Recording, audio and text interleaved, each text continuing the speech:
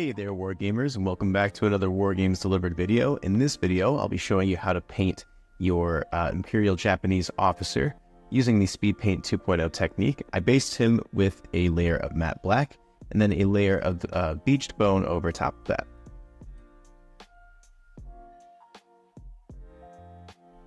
And for the uniform and the officer hat, we're going to use Charming Chartreuse and Ochre Clay at a 1-to-1 ratio. And this mixture will give us a nice deep greenish yellow when it dries. We are going to be using speed paints for the majority of this miniature, so be sure to be careful around the areas where we're going to be hitting later on with different speed paints.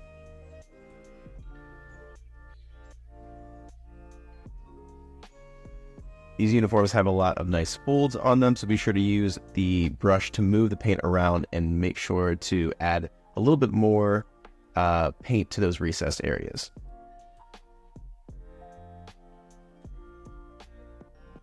We are going to be going across the straps on his uniform with a different color, so try to leave those as clear as possible. It is going to be a darker color, so it should stain over this blend that we're using now, but just keep that in mind as you're working through this area.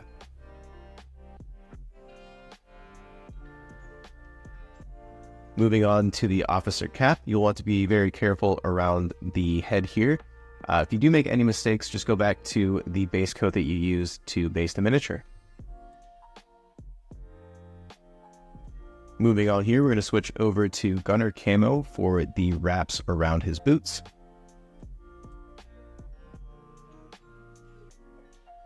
As you can see, this color is a lot darker than the color that we used for the uniform, so just keep that in mind. Be very careful working around those areas that we've already painted.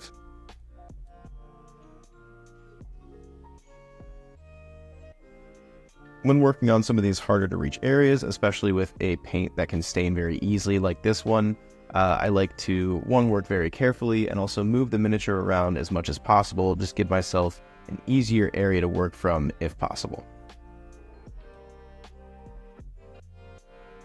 Moving on here, we're going to switch over to Peachy Flesh for the face and the hands. Any exposed skin parts on your soldiers, you'll want to go ahead and use this color.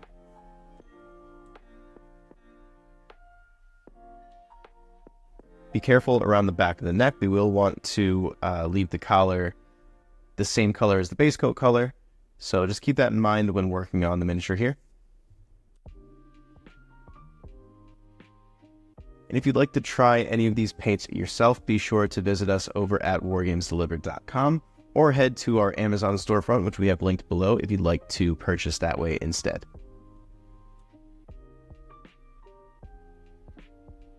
Moving on here, we're going to switch over to dark wood for the boots, the straps, and the pouches on the miniature, and also the sword scabbard.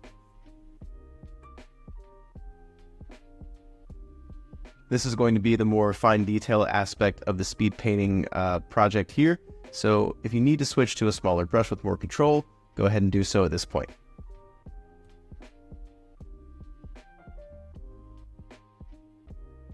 I usually switch to a smaller brush for the straps on the miniature, especially in uniforms like this where there's two cross straps. Makes it a lot easier to just kind of follow that line along with a smaller brush.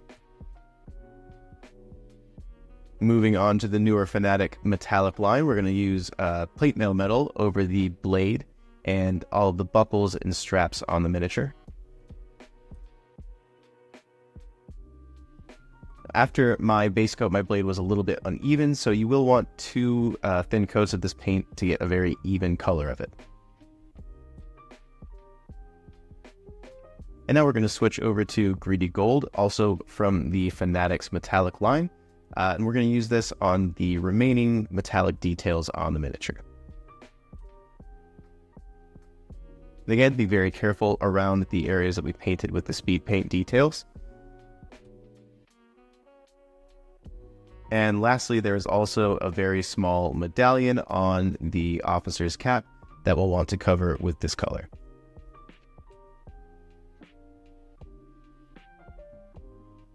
While I was finishing this detail, I realized that I forgot a part of the miniature, so we're going to go back to our speed paints for a moment, switching to Beowulf Blue We're just going to use this on the handle of the sword here.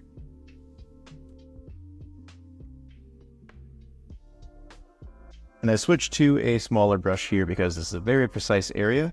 And lastly, we're going to switch over to dark tone to use on all of our metallic areas and really tie them into the miniature.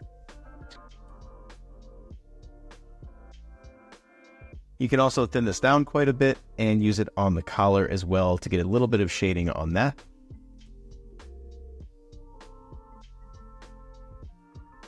And after the wash has dried, you can go ahead and hit the metallics one more time on the edges for a bit of a highlight, and this miniature is ready for a base.